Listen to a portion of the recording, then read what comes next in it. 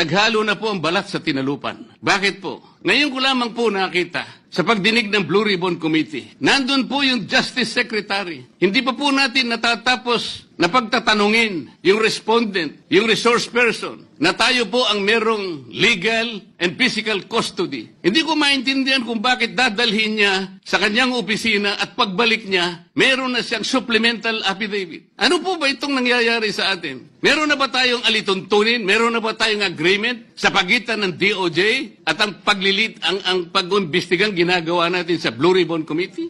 Hindi ko na po maintindihan kung ang Blue Ribbon Committee is the investigative arm of the Department of Justice. Ang sabi ko po nung nasa ikalimang pagdinig pa lang tayo, sapagkat nakikita ko na po ito, kaya po naghangad pa ako sa ating chairman no na sana'y paraanin niya ako, meron lang akong gustong isang guni muna at pag-usapan sana muna. Hindi naman po ako nabigyan ng pagkakataon, kaya nagkaroon pa po ng konting sagutan doon. Ito po yung gusto ko sanang ayusin muna, pag-usapan muna natin. Lalong-lalo na po ang kaugnayan natin sa bagong tatag na ICI, Independent Commission on Infrastructure.